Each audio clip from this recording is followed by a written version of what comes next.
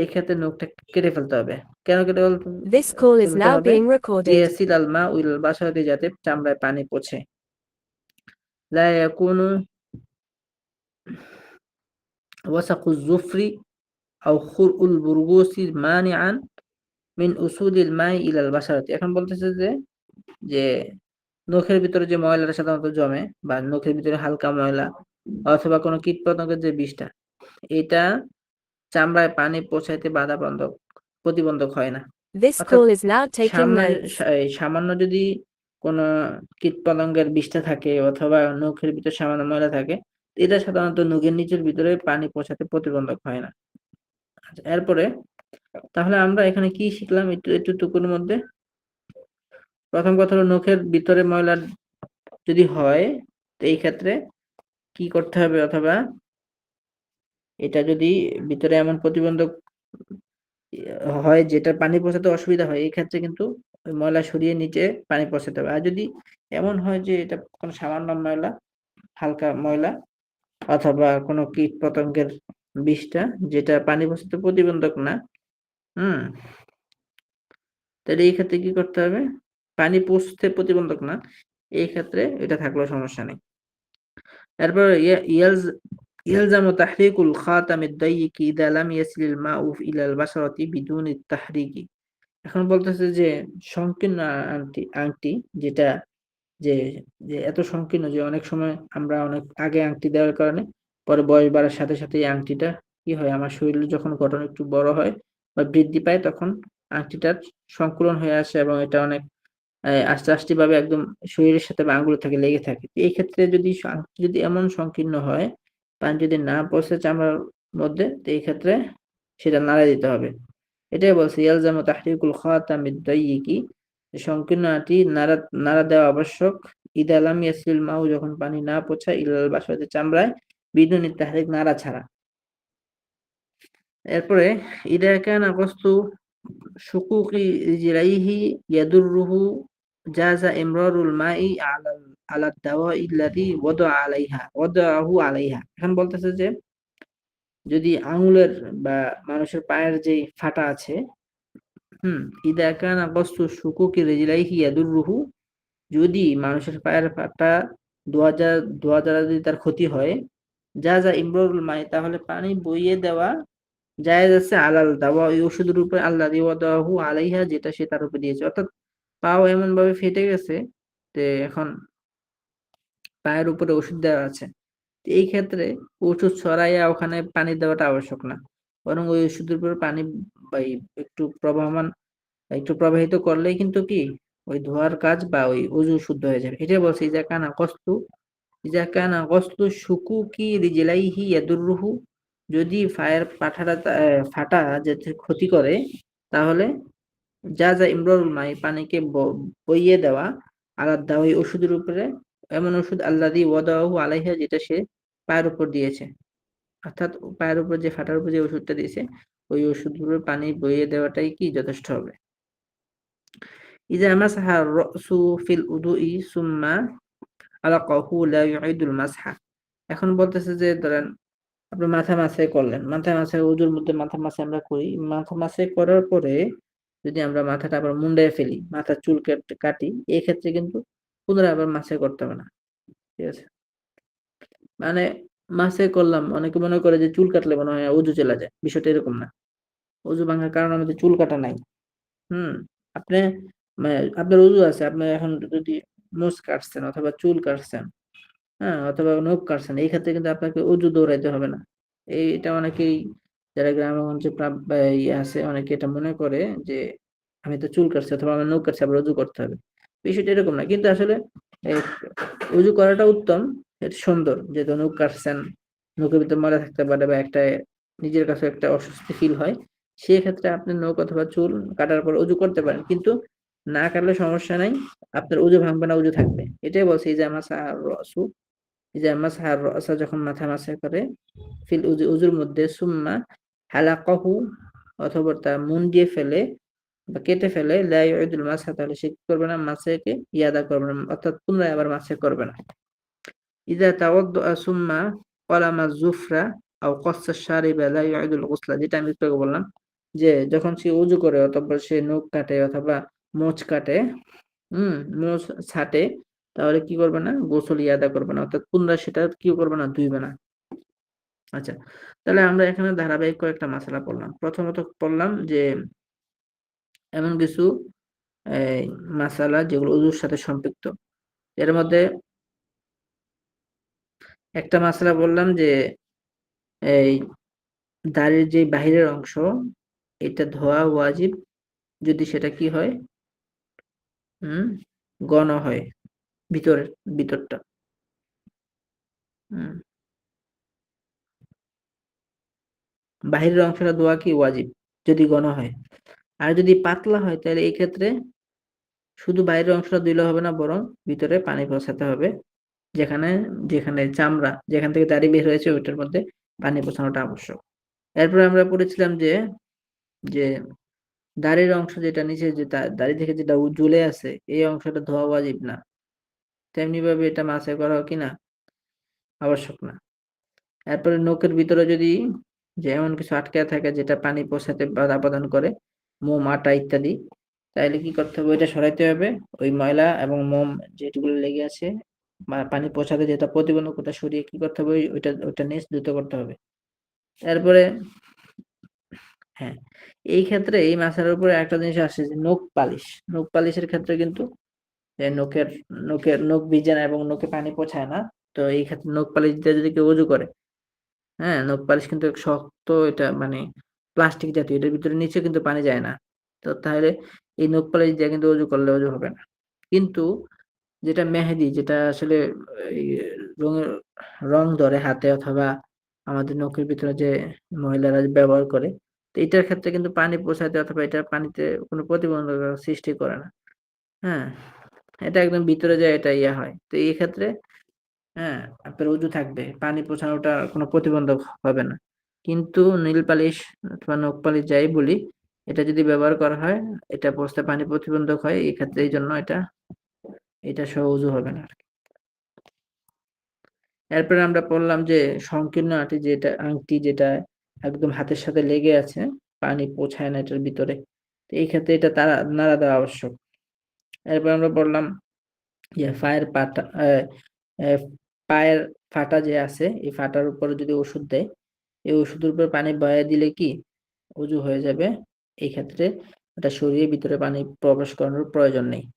এরপর আমরা পড়লাম যে মাথা মাসাজের ক্ষেত্রে যে যদি কেউ মাথা মাসাই করে অথবা মাথা মুন্ডায়, তো এই ক্ষেত্রে মাসাজকে পুনরায় আবার করতে হবে না। এরপরে আমরা বললাম যে নখ কাটলে অথবা মোচ ছাঁটলে এগুলোর ক্ষেত্রে কি অজুকে পুনরায় আবার করতে হবে না। আচ্ছা, এরপরে এখন আমরা পড়ব সুনানুল উদুই। সুন্নাতুনের জমা হইল সুনান, অর্থাৎ ওযুর সুন্নত সমূহ। তো দেখুন, তুসান্নুল উমুরুল আতিয়াতু ফিল উদুই, আগত বিষয়গুলো ওযুর মধ্যে সুন্নত। ফায়ানবাগিল আমালু বিহা লিয়াকুনাল উদু আলা ওয়াজহিন আকমালা। সুতরাং এগুলোর উপর আমল করাটা আবশ্যক যেন উযুটা পূর্ণরূপে হয়। মানে উযু পরিপূর্ণতার জন্য আমাদের এই ওযুর সুন্নতগুলোর উপর আমল করাটা কি? উচিত।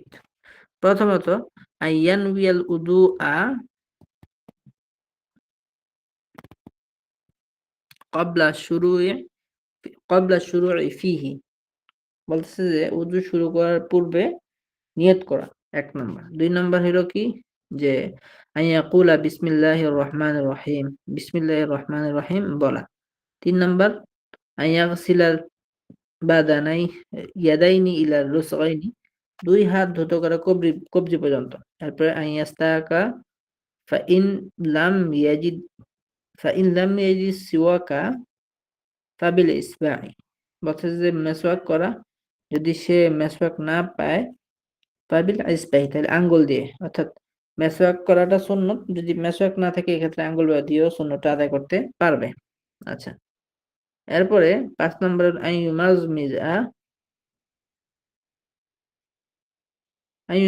আইয়ুমাদমিদা অর্থাৎ মাজমাদা অর্থাৎ কুলি করা। মাজমা মানে কুলি করা।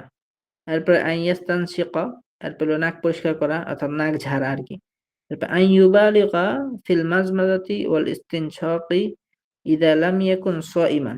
এরপরে বলছে যে যে যদি রোজাদার না হয় তাহলে কুলি এবং নাক জ্বালার ক্ষেত্রে একটু বেশি করে করা, অর্থাৎ ভালো করে কুলি করা করতে হবে এবং নাকটা ভালো করে পরিষ্কার করতে হবে যখন সে কি না হবে রোজাদার না হবে, অর্থাৎ রোজা অবস্থায় এগুলো করবে, তবে সতর্কতার সহিত যেন রক্ত বের না হয়ে যায় অথবা ভিতরে নাকের ভিতরে অথবা মুখের ভিতরে পানি যেটা গলতকরণ হয় এমন যাতে না হয়। হুম। তো রোজা অবস্থায় একটু সতর্কতার সহিত করতে হবে, আর রোজা না হলে এগুলো ভালো করে করতে পারবে, তার কারণ এই ক্ষেত্রে রোজা ভাঙার কোনো সম্ভাবনা থাকে না। তারপরে আন ইয়াগসিলা কুল্লা উদুইন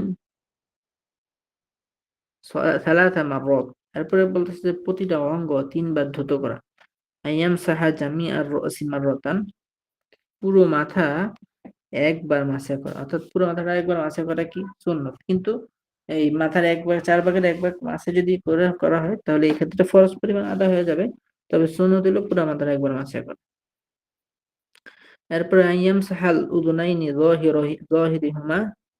যাহিরিহিমা ওয়া বাতিনিহিমা, এরপর বলতেছে যে এই 2 কান মাসে করা, এটার বাইরে এবং ভিতর সহ অর্থাৎ কানের ভিতরটাও মাসে করবে, কানের বাইরটাও মাসে করবে। আন ইউখাল্লিলা লিহিয়াতিহি, আন ইউখাল্লিলা লিহিয়াতাহু, তার এই দাড়িকে খিলাল করবে, মিন আসফালিহা, অর্থাৎ তার নিচ থেকে, অর্থাৎ দাড়ির নিচ থেকে দাড়িকে কি করবে, খিলাল করবে। আচ্ছা, আন ইউখাল্লিলা আসাবিআহু, এবং তার আঙ্গুলকে খিলাল করবে, অর্থাৎ আঙ্গুলের ভিতর দিয়ে আরেকগুলো আঙ্গুল, এক হাতের আঙ্গুলের ভিতরে আরেক হাতের আঙ্গুলকে প্রবেশ করানোটা কি খিলাল করা, তো এইভাবে খিলাল করবে। আচ্ছা, এরপর আন ইয়াদলুকাল আ'দাআ ইনদাল গসলি, ধোয়ার সময় অঙ্গগুলোকে একটু ডলবে, একটু মলে নিবে আরকি, মলে মলে ধুবে আরকি। আন ইয়াগসিলাল উদু আস-সানিয়া, উদুন মানে অঙ্গ, তো উদওয়াস-সানিয়া মানে দ্বিতীয় অঙ্গ ধোবে, ক্বাবলা জাফাফিল উদউইল আউয়ালি, প্রথম অঙ্গ শুকানোর পূর্বে, অর্থাৎ হাত একটা অঙ্গ বা মুখ একটা অঙ্গ, এই মুখ ধুইবে, মুখটা শুকানোর পর, মানে মুখটা শুকানোর পূর্বেই কি করবে, হাত ধুবে, আবার হাতটা শুকানোর পূর্বে মাথাটা মাসা করবে, আর মাথাটা ভালো করে মাসা করার পর পরেই, মানে একটার পর একটা করার ক্ষেত্রে কি করবে না, বিলম্ব করবে, এটাই বলছে আন ইয়াগসিলাল উদওয়া আস-সানিয়া, দ্বিতীয় অঙ্গটি কি করবে, ধোবে, ক্বাবলা জাফাফিল উদউইল আউয়ালি, হ্যাঁ, প্রথম অঙ্গটি শুকানোর পূর্বে। আন ইউরাই আন ইউরাই তারতিবা ফি গসলিল আ'দাই, এখন বলতেছে অঙ্গসমূহ ধোয়ার ক্ষেত্রে কি করবে, তারতিবের প্রতি লক্ষ্য রাখবে।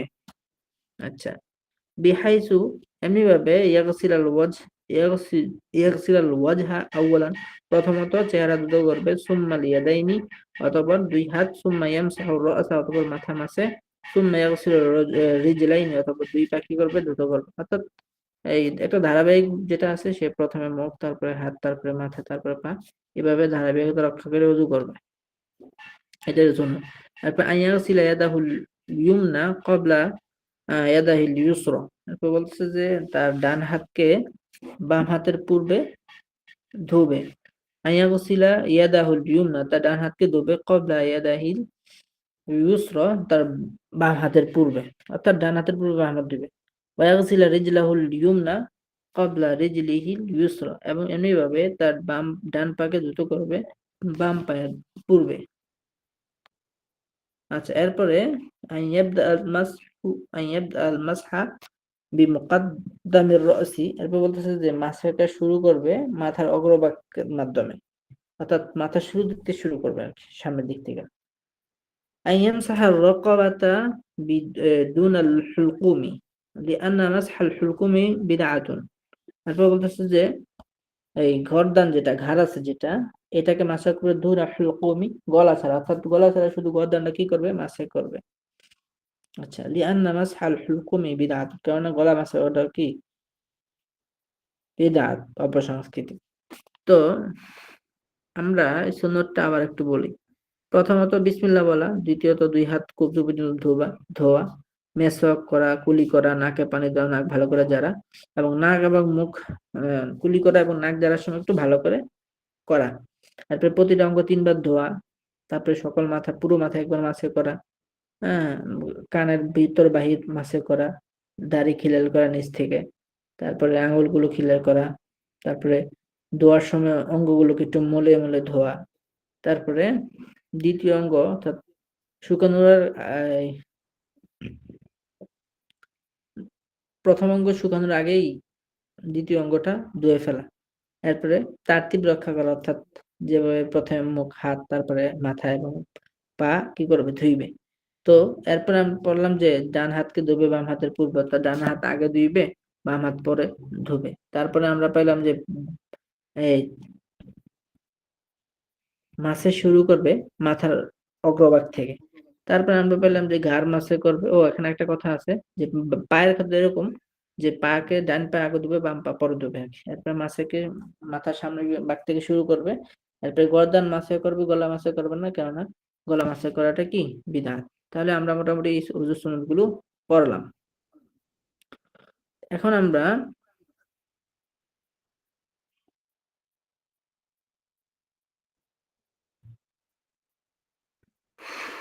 আদাবুল উযুই পড়ব। আদাব মানে হলো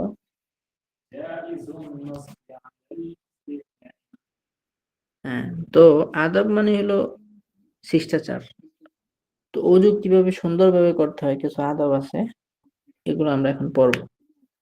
আচ্ছা, প্রথমত তুস্তাহাব্বুল উমুরুল আতিয়াতু ফিল উদুই, আগত বিষয়গুলো ওযুর মধ্যে মুস্তাহাব। প্রথমত আইয়াজলিসা লিল উদুই ফি মাকানিন মুরতাফিন লিআল্লা ইউসিবাহু রাশাশুল মাইল মুস্তামালি। প্রথম কথা হলো যে সে অজু করার জন্য এমন একটা উঁচু স্থানে বসবে যেন ব্যবহৃত পানির ছিটা তার গায়ে না লাগে। অর্থাৎ আপনি এমন জায়গায় বসলেন যেখানে আপনি উজু করতেছেন, আবার আপনার এই ব্যবহৃত পানিটাই আপনার গায়ে আসতেছে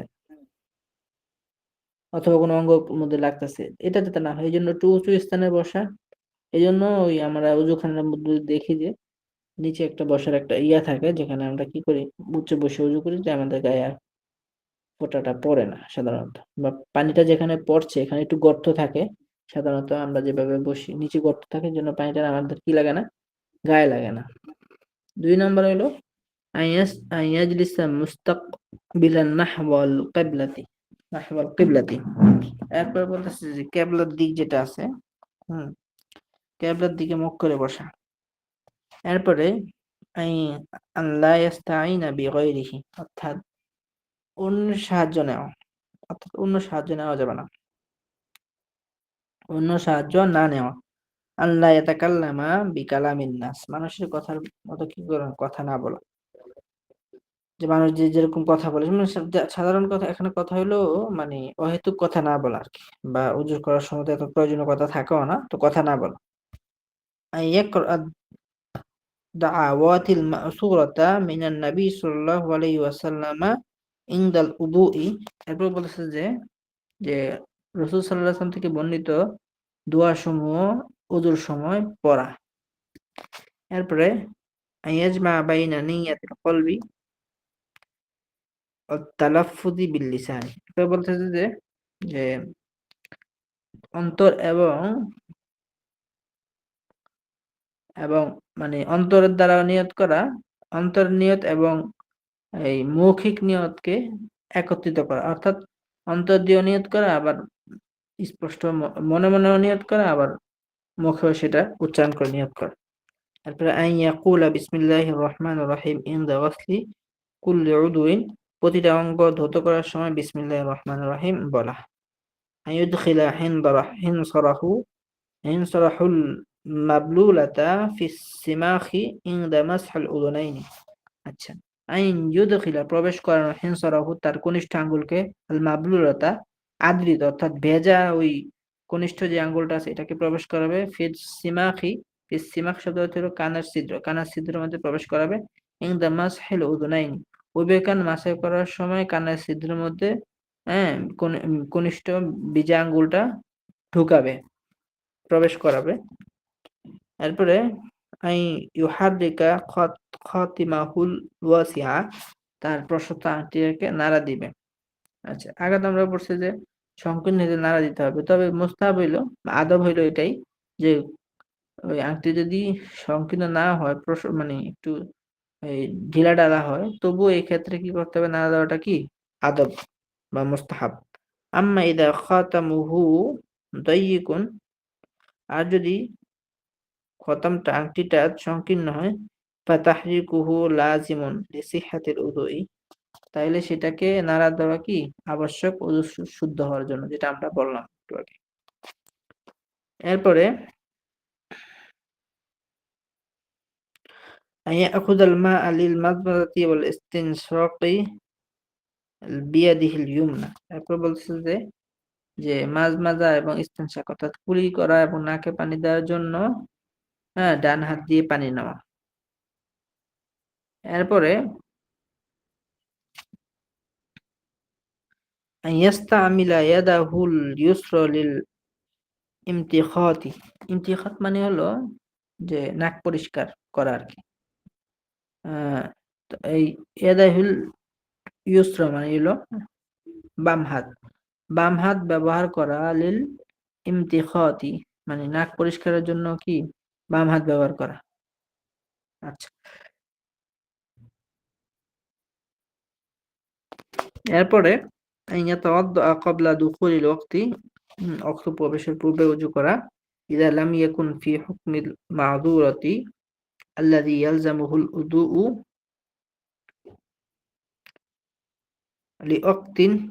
লিওয়াক্তি কুল্লি সালাতিন। এরপর বলতেছে যে অক্ত প্রবেশ হওয়ার পর কি করবে ওযু করবে, যদি সে কি না হয় মাজুর না হয়, যার উপর প্রতি নামাজের সময় কি করা ওযু করা আবশ্যক। অর্থাৎ মানে এমন যে অনেক ব্যক্তি আছে যাদের সবসময় নাক থেকে রক্ত বের হয়, হুম? অথবা মহিলাদের অনেক মহিলাদের আছে যে যেই যেই নির্দিষ্ট যে হায়েজের রক্ত, এই রক্তের ও মানে এমনিতে সাধারণত সর্বনিম্ন ৩ দিন সর্বোচ্চ ১০ দিন। ১০ দিনের পরেও যাদের এরকম এই হায়েজ আসে, তো এই যে সময়টা, এই সময়টার মধ্যে কিন্তু তার প্রতি ওয়াক্ত নামাজের জন্য সে কিন্তু নতুন ওযু করে প্রতি ওয়াক্ত নামাজ পড়বে। হুম? তো এই যে একটা অবস্থা, এই অবস্থা যদি হয়, এই ক্ষেত্রে অজুটা মূলত অক্ত প্রবেশ করার পরে নয়, বরং নামাজের আগে করবে। এমনি স্বাভাবিক যারা আমরা সুস্থ স্বাভাবিক মানুষ, যারা যাদের কোনো ওজর নাই, অর্থাৎ নাকের থেকে রক্ত পড়া নাই অথবা কোনো সমস্যা যদি না থাকে, এই ক্ষেত্রে আমরা আমাদের জন্য আদব হলো এটাই, যখন ওক্তটা চলে আসবে তখন ওই ওক্তের জন্য ওযু করে ফেলবো। যদি ওযুর প্রয়োজন হয় আরকি। ওযু থাকলে তো প্রয়োজন নাই। ওযু করে ফেলবো। আর যদি এমন হয় কেউ মাজুর হয়, উদরগ্রস্ত হয়, যার নাক দিয়ে সবসময় রক্ত পড়ে, অথবা যার ওই যে এটাকে কি বলে বায়ু দোষ আছে, একটু পর যার বায়ু নির্গত হয়, এরকম সমস্যা যাদের আছে, তো তাদের ক্ষেত্রে, অথবা কোনো মহিলার যদি সবসময় মাসের মানে পুরো মাসে যদি সবসময় যদি তার এরকম হয় রক্ত বের হয়, তো এই ক্ষেত্রে এইরকম উদরগ্রস্তদের জন্য অক্তের শুরুতে ওযু করার আবশ্যক না, বরং তারা প্রতি ওক্তের শেষে যে নামাজ পড়ার পূর্বে কি করবে, মানে যে সময় নামাজ পড়বে ওটার পূর্বে কি করবে ওযু করে নেবে। আচ্ছা, ইযা ফারাগা মিনাল উযুই ক্বামা মুস্তাকবিলান নাহওয়াল কিবলাতি ওয়া ইয়াকুলু আশহাদু আল লা ইলাহা ইল্লাল্লাহু ওয়াহদাহু লা শারীকা লাহু ওয়া আশহাদু আন্না মুহাম্মাদান আবদুহু ওয়া রাসূলুহু আল্লাহুম্মা ইজআলনি মিনাত তাওয়াবিন ওয়া ইজআলনি মিনাল মুতাতাহহিরিন। এখন বলতেছে যে ওযু থেকে পৃথক হওয়ার পরে সে কিবলামুখী হয়ে দাঁড়াবে, ঠিক আছে? এবং এটা পড়বে আশহাদু আল্লা ইলাহা ইল্লাল্লাহু ওয়াহদাহু লা শারীকা লাহু ওয়া আশহাদু আন্না মুহাম্মাদান আবদুহু ওয়া রাসূলুহু। এরপরে অর্থাৎ তাশাহুদ এই কালিমাটা পড়বে, হুম? তারপরে কালিমা শাহাদাতটা পড়বে এবং এই দোয়াটা পড়বে, আল্লাহুম্মা ইজআলনি মিনাত তাওয়াবিন ওয়া ইজআলনি মিনাল মুতাতাহহিরিন। তো এই ক্ষেত্রে যে আঙ্গুল আঙ্গুলকে এই কিবলামুখীর দিকে ইশারা করার একটা বর্ণনা পাওয়া যায়। হুম? বর্ণনা আছে। তো আমরা কি করব? এই ওযু শেষ করার পরে তাশাহুদ পড়ব এবং কি করব? এই দোয়াটা পড়ব। আচ্ছা। তো এই ছিল ওযুর সুন্নত সমূহ, ওযুর মুস্তাহাব সমূহ। অর্থাৎ সুন্নতের বাইরেও কিছু আদব আছে, এগুলো করলে আমরা সওয়াব পাবো। সেজন্য এগুলা করা উচিত। তো এরপরে আমরা এখন পড়ব হলো ওযুর মধ্যে কোন জিনিস আছে মাকরুহ, যেগুলা করা যাবে না। তো এখন দেখি যে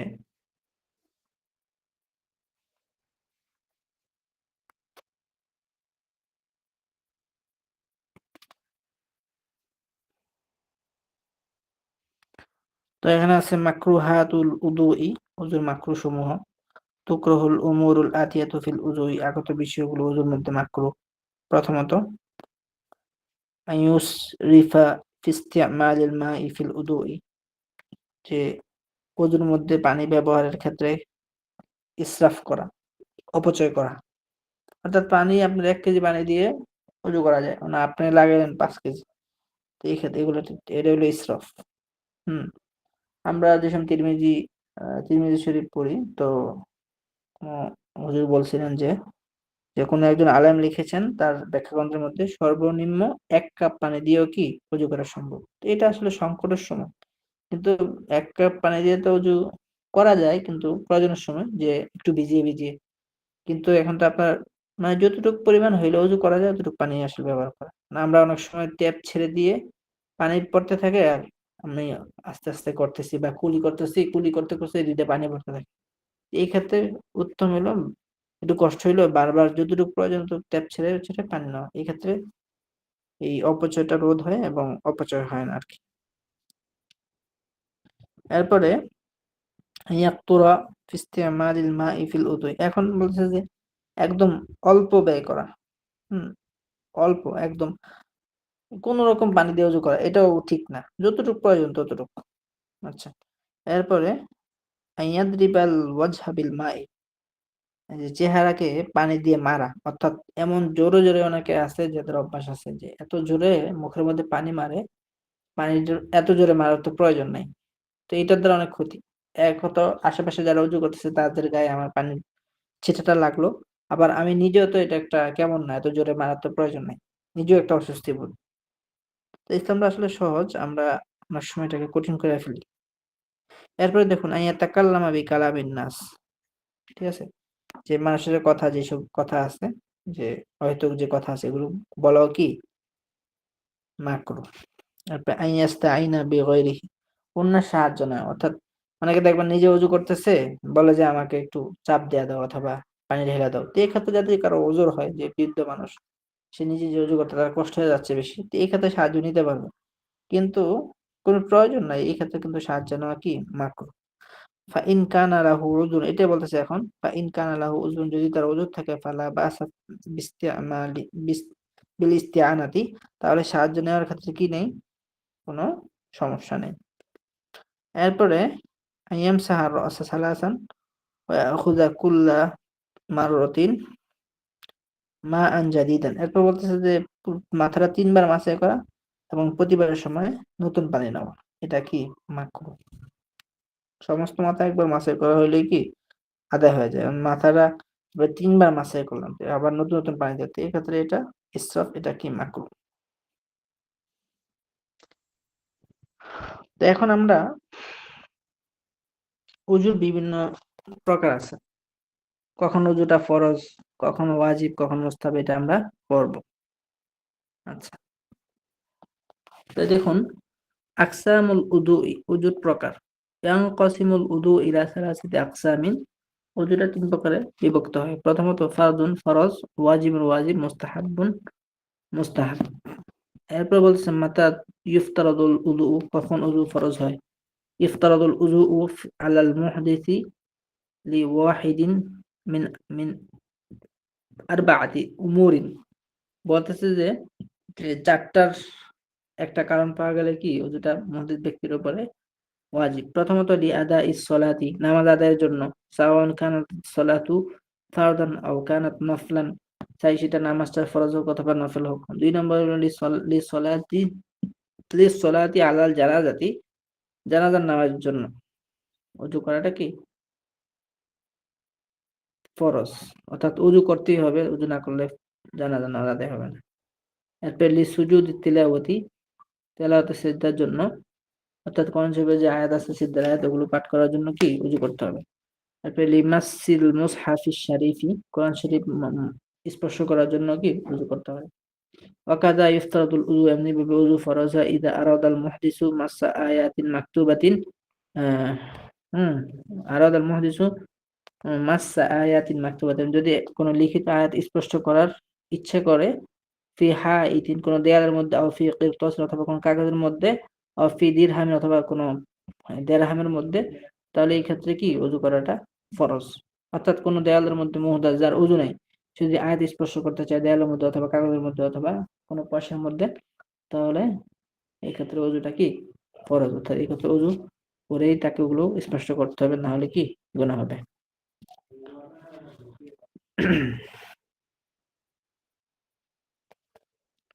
এরপরে এখন আমরা তো পড়লাম এটা তো কার জন্য ওযু ফরজ। এখন মাথা ইয়াজিবুল উযু, কখন ওযু ওয়াজিব হবে। ইয়াজিবুল উযু আলাল মুহদিসি লিউমুরিন ওয়াহিদিন, একটা বিষয়ের মধ্যে কি মুহদাসের উপর ওযু করাটা ওয়াজিব, সেটা কি? ওহুয়া তাওয়াফু বিল কাবাতে, সেটা হলো কাবা শরীফ তাওয়াফ করার ক্ষেত্রে। মাতা ইউস্তাহাব্বুল উযু, এখন আমরা পড়বো যে ওযু মুস্তাহাব হবে কখন। আমরা ওযু ফরজ হয় কখন এটা জানলাম, ওয়াজিব কোথায় সেটাও জানলাম, এখন মুস্তাহাব কোথায় সেটা এখন জানবো। ইউস্তাহাব্বুল উযু লিল উমুরিল আতিয়াতি, আগত বিষয়গুলোর মধ্যে ওযুটা কি মুস্তাহাব। ১ নম্বর লিন-নাওমি আলা তাহারাতিন, পবিত্র অবস্থায় ঘুমানোর জন্য। ২ নম্বর ইজাস্তাইকাযা মিনান নাওমি, যখন সে ঘুম থেকে জাগ্রত হয়।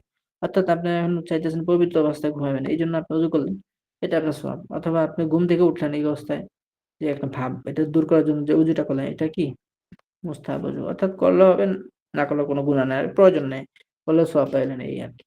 এরপরে লিল মুদাওয়ামাতি আলাল উযুই, এমন কোনো ব্যক্তি যে আছে যে সর্বদা ওযু অবস্থায় থাকে, এই অজুর ধারাবাহিকতার জন্য যদি অজু করা হয়, যে সবসময় অজু অবস্থায় থাকে, তো এটা করার জন্য অজু করাটা কি সওয়াবের কাজ। এর জন্য অজু ভেঙে গেলে অজু করাটা কি মুস্তাহাব। আচ্ছা, লিল উদুই আলাল উদুই বিনিয়াতি সাওয়াবি, এখন বলতেছে যে অজু আছে এমন অবস্থায় সওয়াবের নিয়তে আরেকবার অজু করাটা কি মুস্তাহাব। তো এই অবস্থায় আচ্ছা, এরপরে বাদা ইরতিকাবি শাইইন মিনাল গীবাতি ওয়ান নামিমাতি ওয়াল কিদবি, এখন বলছে কোনো ক্ষতি বা কোনো গুনাহ করার পর, যে গুনাহটা, যে গীবত অথবা পরনিন্দা অথবা মিথ্যা ইত্যাদি গুনাহ থেকে, ইত্যাদি কোনো গুনাহ করার পর ওযু করাটা মুস্তাহাব। ওয়াকাযা ইউস্তাহাব্বুল উযু ইযা তাকাবা খতিআতান মা, অথবা যে কোনো অপরাধ করলে তখন ওযু করাটা কি মুস্তাহাব। আচ্ছা, বাদা ইনশাদি শি'রিন কবিহিন, আচ্ছা নোংরা কোনো কবিতা আবৃত্তি করার পর কি করবে? ওযু করবে। অর্থাৎ আপনি এই এমন কিছু কবিতা আছে যেগুলো যৌন উত্তেজক অথবা কোনো নোংরা কবিতা। তো এইসব কবিতা পাঠ করার পর আপনাকে ওযু করাটা কি মুস্তাহাব। এরপরে বাদাল কহকহাতি খারিজাস সালাতি, নামাজের বাইরে যদি কেউ অট্টহাসি দেয়, নামাজের ভিতরে অট্টহাসি দিলে তো ওযু ভেঙে যায়। তো নামাজের বাইরে যদি কেউ অট্টহাসি দেয়, এক্ষেত্রে ওযু করাটা মুস্তাহাব। লিতাগসিলি মাইয়িতিন, কোনো মাইয়িতকে, কোনো মৃতকে গোসল দেওয়ার জন্য, অথবা লিহামলি মাইয়িতিন, অথবা উম এই মৃত ব্যক্তি অথবা মৃত যে লাশ আছে এই লাশটাকে বহন করার জন্য কি ওযু করাটা কি মুস্তাহাব। লিওয়াক্তি কুল্লি সলাতিন, প্রতিটা নামাজের ওয়াক্তের জন্য আরকি। আচ্ছা, নামাজের ওয়াক্ত শুরু হয়ে যাওয়াটা যে ওযু করাটা, যে ওয়াক্তের জন্য যে ওযুটা করি সেটাই কি মুস্তাহাব। অর্থাৎ নামাজের জন্য যে এটা তো ওযু করতে হবে, কিন্তু ওয়াক্ত আসার জন্য, ওয়াক্ত আসলে যে ওযুটা করা, এটা হলো মুস্তাহাব। ক্বাবলা গুসলিল জানাবাতি, জানাবাত গোসলের পরে, অর্থাৎ আপনার এখন গোসল ওয়াজিব হয়েছে, তো গোসল ওয়াজিব বলতে আপনার ওযু এমনি চলে গেছে, গোসল ওয়াজিব তো জুনুবি। তো আপনার জুনুবি অবস্থা যেটা হয়েছে, এখন আপনি গোসল করার পূর্বে যে ওযুটা করবেন এটা হলো মুস্তাহাব। এরপরে লিল জুনুবি ইনদা আকলিন, জুনুবি ব্যক্তির জন্য খাওয়ার সময়, অর্থাৎ আপনি এখন আপনার ওযু ওই গোসল ফরজ হয়েছে, হ্যাঁ, তো এই ক্ষেত্রে তো গোসল ফরজের কারণ তো আমরা সম্ভবত পড়েছি, আর নাহলে সামনে পড়বো, যে স্ত্রী সহবাস অথবা স্বপ্নদোষ অথবা যেগুলো মানুষের শরীর থেকে যে নির্গত যেই মনি অথবা যেই ধাতু বের হওয়ার দ্বারা যে শরীরের যে অবস্থাটা তৈরি হয়, এই অবস্থাটাকে বলে জুনুবি অবস্থা। তো এই জুনুবি অবস্থার পর আপনার উপর একান্ত গোসল ওয়াজিব। এই ক্ষেত্রে আপনি গোসলের আগে যদি আপনি ওযু করে নেন, এই ওযু করাটা হলো মুস্তাহাব। এটাই বলছে লিজুনুবি ইনদা আকলিন ওয়া শুরবিন ওয়া নাওমিন, জুনুবি ব্যক্তির জন্য খাওয়া, ঘুম এবং পানাহার করার সময় কি গোসল করাটা, এই ওযু করাটা মুস্তাহাব। ইনদাল গদাবি, রাগের সময়। লিতিলাওয়াতিল কুরআনি শাফাউইয়ান, মৌখিক কোরআন তেলাওয়াতের জন্য। তারপর লিকিরাআতি হাদিসিন ওয়া কাদা লিরিওয়ায়াতিহি, হাদিস এবং কোন বর্ণনা যদি আপনি পড়েন, এগুলোর জন্য কি ওযু করে নেওয়াটা মুস্তাহাব। লিদিরাসাতি ইলমিন শারঈয়্যিন, কোন শরঈ কোন ইলম, অধ্যয়ন করবেন তার জন্য ওযু করাটা মুস্তাহাব। তারপর লিল আযানি আযানের জন্য, লিল ইকামাতি ইকামার জন্য, লিল খুতবাতি খুতবার জন্য, লি জিয়ারাতিন নবী সাল্লাল্লাহু আলাইহি ওয়াসাল্লাম নবী করিম সাল্লাল্লাহু আলাইহি ওয়াসাল্লামের কবর জিয়ারতের সময়, লিল উকুফি বিআরাফাতা আরাফায় অবস্থান করার সময়, লিসসাই ইনদা সাফা ওয়াল মারওয়াতি সাফা এবং মারওয়ায় সাই করার সময় ওযু করাটা কি মুস্তাহাব। তাহলে আমরা ওযুর ফরজ, ওয়াজিব, মুস্তাহাব আমরা জানলাম। তো আগামী ক্লাস ইনশাআল্লাহ আমরা নাওয়াকিজুল ওযু থেকে পড়ব। তো আপনাদের পরীক্ষা সম্ভবত ডিসেম্বরের মাঝামাঝি সময় হবে। তো আমরা হয়তো আর ২ টা ক্লাস সর্বোচ্চ অথবা ৩ টা করতে পারি। তো আমরা চেষ্টা করব এই কিতাবটা আরো একটু এগিয়ে নিয়ে যাওয়ার জন্য। আপনারা অন্তত মাসআলাগুলো হল করবেন।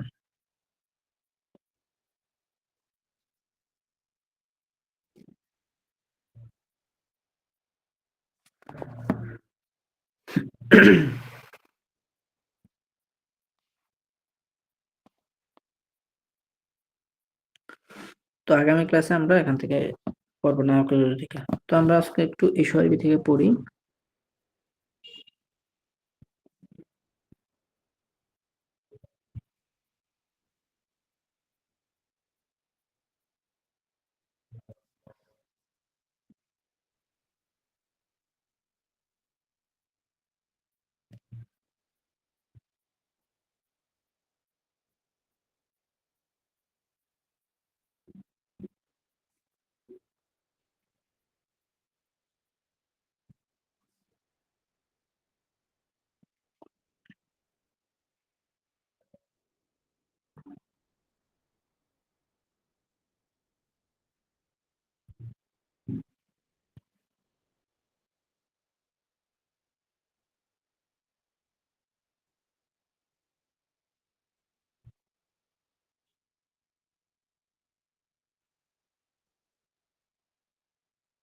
তো আমাদের মোটামুটি আমরা আজকে আমরা এখান থেকে পড়ব ৮১ নম্বর পৃষ্ঠা থেকে। তো ৮১ নম্বর পৃষ্ঠা হলে আমাদের কিতাবটা কত পৃষ্ঠা আছে আমরা একটু দেখি। কিতাবটা আছে আমাদের ৮৯ পৃষ্ঠা পর্যন্ত এখানে। তো আপনাদের এই পরীক্ষার আগ পর্যন্ত আমি যতটুকু জানি এই কিতাবটা এখানে, এই সিলেবাস এখানেই শেষ। তো এখানে যদি শেষ হয় তো আমরা মোটামুটি আমাদের বাকি কত পৃষ্ঠা থাকে, ৮২ পৃষ্ঠা হলে ৮৯ পৃষ্ঠা। তো অল্প কয়টা পৃষ্ঠা থাকে মাত্র। তো এটাই আমরা এই যেটা ফিকরুল মুয়াস্সার বেশি আছে ওইটা একটু টানবো আর এটা একটু কম কম করে মানে ২ টা একসাথে শেষ করবো ইনশাআল্লাহ। তো এখানে আমাদের আজকে পড়া হবে এখান থেকে। তো এখানে খেয়াল করুন যে লি এর ২ রকম তরজমা। অর্থাৎ আমরা পড়ছিলাম গত ক্লাসে যে লিয়াযহাবা লিতাযহাবা, সে যাওয়ার জন্য, তুমি যাওয়ার জন্য। হ্যাঁ? এভাবে। তো এখানে খেয়াল করলে বুঝবেন আপনারা বিষয়টা। ইজতাহিদ ফি দিরাসাতিকা লিতানজাহা ফিল ইমতিহানি। তুমি পরীক্ষায় পরিশ্রম করো। তুমি তোমার পড়াশোনায় পরিশ্রম করো পরীক্ষায় সফল হওয়ার জন্য। তো এখানে দেখেন ২ টা তরজমা ২ ভাবে করা যায়। পরীক্ষায় সফল হওয়ার জন্য এটার তরজমা আগে করা যায়। ঠিক আছে? পরীক্ষায় সফল হওয়ার জন্য লেখাপড়ায় পরিশ্রম করো। এটা একটা। অথবা আবার দেখেন লেখাপড়ায় পরিশ্রম করো এটার তরজমা আগে করা যায় যেন পরীক্ষায় সফল হও। শেষের অংশটা পরে। অর্থাৎ এখানে ২ টা অংশ। একটা অংশ ইজতাহিদ ফি দিরাসাতিকা, আরেকটা অংশ হইলো লিতানজাহা ফিল ইমতিহান। তো আমরা চাইলে ১ম অংশটার তরজমা আগে করতে পারি, এটার পরে করতে পারি। অথবা এটার আগে করতে পারি, এটার পরে করতে পারি। তরজমাটা এভাবে করা যায় যে ইজতাহিদ ফি, তুমি তোমার পড়াশোনার পরিশ্রম করো লিতানজাহা ফিল ইমতিহান, যেন তুমি পরীক্ষায় সফল হও। অথবা পরীক্ষায় সফল হওয়ার জন্য তুমি তোমার লেখাপড়ায় পরিশ্রম করো। এতে ২ রকম তরজমা করা যায়। এরপরে আমাদেরকে বলল নিচে কোন বাক্য কোন তর্জমাটি সুন্দর হয় দেখো। ঠিক আছে? তো আমরা এই জিনিসটা খেয়াল করে আমরা নিচে তর্জমাগুলো পড়ি। আজকে আমরা বেশি পড়বো না, শুধু এই আরবিটা পড়বো ইনশাআল্লাহ। বিসমিল্লাহির রহমানির রহিম। মা খালাকাল্লাহুল ইনসানা লিয়ুশরিকা বিহি শাইআন বাল খালাকাহুল্লাহু লিয়াবুদাহু। আচ্ছা, এটা থেকে আরেকটা বাক্য ধরি, আমরা অল্প অল্প করে তর্জমা করি।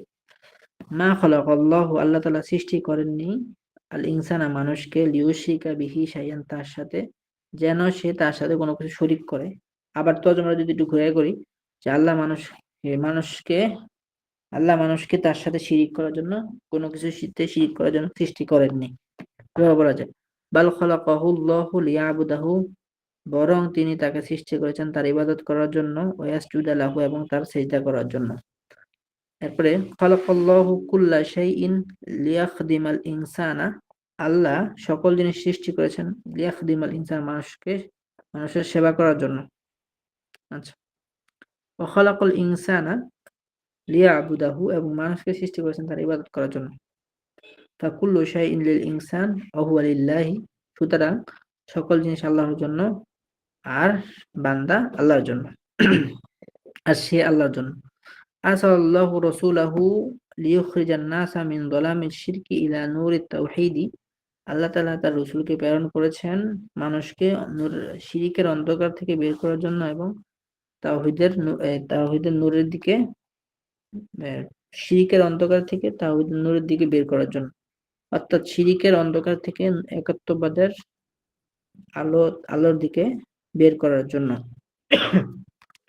এরপর আইয়ুহাত তাজিরুল গনিয়্যু, হে ধনী ব্যবসায়ী, কদ রাযাকাকাল্লাহুল মালা লিয়ুনফিকাহু ফি সাবিলিল্লাহি লিতানফা বিহিন নাসা, আল্লাহ তাআলা তোমাকে সম্পদ দান করেছেন, লিতুনফিকাহু, তুমি তা খরচ করার জন্য, ফি সাবিলিল্লাহি, আল্লাহর রাস্তায়, ওয়া লিতানফা বিহিন নাস, এবং মানুষকে তা দ্বারা উপকার দান করার জন্য। কানা আনাসুন ইয়াখদিমু রাসূলাল্লাহি সাল্লাল্লাহু আলাইহি ওয়াসাল্লামা, হ্যাঁ, আনাস রাদিয়াল্লাহু তাআলা আনহু রাসূল সাল্লাল্লাহু আলাইহি ওয়াসাল্লামের সেবা করতেন। ওয়ায়াতাআল্লামু মিনহুল ইলমা, এবং তার থেকে ইলম অর্জন করতেন বা ইলম শিখতেন। আমারাল ইসলামু আন ইউকরিমাল মুসলিমু দাইফাহু, ইসলাম আদেশ করেছেন যেন মুসলমান তার মেহমানকে সম্মান করে, অথবা আল্লাহ মুসলমানকে আদেশ করেছেন যেন সে তার মেহমানকে সম্মান করে, অথবা আল্লাহ মুসলমানকে তার মেহমানকে সম্মান করতে আদেশ করেছেন। প্রথম তর্জমাটাই সুন্দর। আল্লাহ মুসলমানকে আদেশ করেছেন যেন সে তার মেহমানকে সম্মান করে। ইয়াকুলুল্লাহ, আল্লাহ বলেন, ইয়া আবদি, হে আমার বান্দা, কদ আনজালতুল মাতরা মিনাস সামাই লিউখরিজা বিহি লাকা রিজকাকা মিনাল আরদি, আমি আসমান থেকে বৃষ্টি নাজিল করেছি তা দিয়ে তোমার জন্য রিজিক, জমিন থেকে রিজিক বের করার জন্য। ফাকাইফা তুশরিকু বি গায়রি, তাহলে কিভাবে তুমি আমার গয়রের সাথে, বা আমার সাথে গয়রকে, অন্যকে শিরিক করো। এরপরে আল ইজতিহাদ, মানে পরিশ্রম করা, আল ইশরাক মানে শিরক করা, যেটা আমরা এখানে এই ফেলগুলোর থেকে বাক্য শিখলাম। এরপর দেখুন যে আমার আল্লাহুল ইনসানা ইয়াবুদাহু ওয়া লা ইয়াবুদা গায়রাহু, আল্লাহ মানুষকে তার ইবাদত করার জন্য আদেশ করেছেন, এবং গয়রুল্লাহকে তার গয়রকে ইবাদত না করতে। অথবা এভাবে বলতে পারি, আল্লাহ আদেশ করেছেন যেন মানুষ তার ইবাদত করে এবং গয়রুল্লাহর ইবাদত না করে। আইয়ুহাল ইনসান, হে মানুষ, লা তুশরিক বিল্লাহ, আল্লাহর সাথে শিরিক করো না, ইন্না শিরকা লা যুলমুন আযীম, নিশ্চয় শিরিক বড় অন্ধকার। আইয়ুহাত তালিবুল আজিজু, হে প্রিয় ছাত্র, উআল্লিমুকাল লুগাতাল আরাবিয়্যাতা লিতাফহামাল কুরআনা, আমি তোমাকে আরবি ভাষা শিক্ষা দেই যেন তুমি কোরআন বুঝো। ইয়া আবা মাজিদিন, হে মাজিদের বাবা, আরসিল ওয়ালাদাকা যাকিয়া ইলাল মাদ্রাসাতি, তুমি তোমার মেধাবী ছাত্রকে মাদ্রাসায় পাঠাও, লিয়াতাআল্লামাল লুগাতাল আরাবিয়্যাতা, যেন সে আরবি ভাষা শিখে। এরপরে ক্বালাল মুআল্লিমু লিতিলমিযি, শিক্ষক তার ছাত্রকে বললেন, কুম ইয়া ফাহিমু লিআসআলাকা সুআলান, হে ফাহিম, তুমি দাঁড়াও তোমাকে একটি প্রশ্ন করার জন্য। ক্বালাতিল খাদিমাতু লিসালমা, সেবিকা সালমাকে বলল, ইফতাহি বাবাল গুরফাতি লিউনাজ্জিফাহা, আপনি কামরার দরজা খুলুন, আমি তা পরিষ্কার করার জন্য। আপনি কামরার দরজা খুলুন, আমি কামরা পরিষ্কার করার জন্য। ইয়া আব্দাল্লাহি, হে আল্লাহর বান্দা, কুল ওয়াশবা ওয়াশকুর রব্বাকা, তুমি খাও এবং তৃপ্ত হও এবং তোমার প্রভুর কৃতজ্ঞতা জ্ঞাপন করো। তুইমতু ওয়া শাবি'তু ওয়া শাকারতুল্লাহ আলা নি'মাতিহি, আমি পানাহার করেছি, আল্লাহ তাআলার কৃতজ্ঞতা জ্ঞাপন করেছি তার নিয়ামতের উপর। তো এই ছিল আমাদের এবারটা। তো ইনশাআল্লাহ আগামী ক্লাসে আমরা আর একটু আছে না, লা তামনা আহাদান মিন ইবাদাতিল্লাহ, তুমি কাউকে আল্লাহর ইবাদত থেকে বাধা দিও না। আখাযতু ইয়াদাহু লিআমনাআহু মিনায যুলমি, আমি তাকে তার হাত ধরেছি তাকে জুলুম থেকে বাধা দেওয়ার জন্য। ইয়া রাজুলু, হে লোক, আতুরিদু আন তামনাআনি মিন তলাবিল ইলমি, তুমি কি আমাকে ইলম তলব করা থেকে নিষেধ করতে চাও? তো এখান থেকে আমরা আগামী ক্লাসে পড়বো ইনশাআল্লাহ। যেহেতু আমাদের পরীক্ষা এসে গেল, ডিসেম্বরে পরীক্ষা শুরুর সপ্তাহে মাঝামাঝি সময় পরীক্ষা হবে।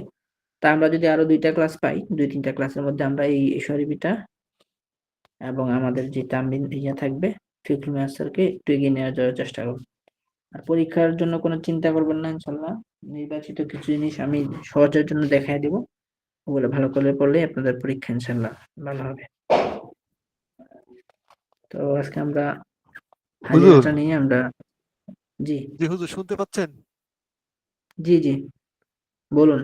হুজুর, আগামী সপ্তাহে আমাদের এই বিশেষ করে এসো আরবি থেকে কিছু প্রশ্ন দাগায় দিবেন, আমরা আগের থেকেই যাতে প্রস্তুতি নেওয়ার করতে পারি। আচ্ছা ইনশাআল্লাহ। মানে একটু সময় বেশি নিয়ে আর কি, আমরা একটু আগের থেকে মানে দাগায় নিতে চাচ্ছি, যাতে আমরা একটু সময় বেশি নিয়েই পড়তে চাচ্ছি। আচ্ছা ইনশাআল্লাহ।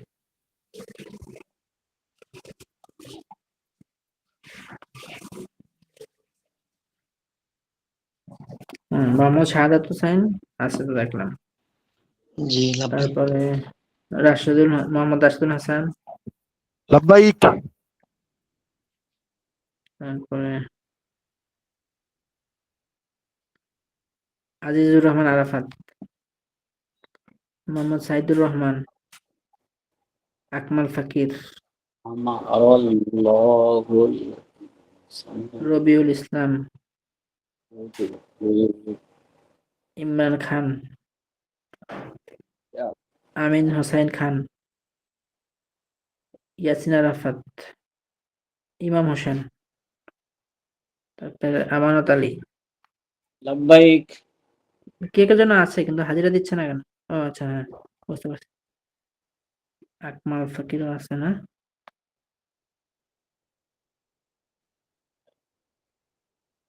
ঠিক আছে, আজকের ক্লাসটা আমাদের এখানে শেষ হচ্ছে।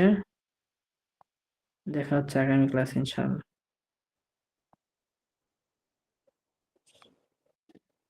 ঠিক আছে, সবাই সুস্থ থাকুন, ভালো থাকুন। আসসালামু আলাইকুম ওয়া রাহমাতুল্লাহি ওয়া বারাকাতুহু। আসসালামু আলাইকুম।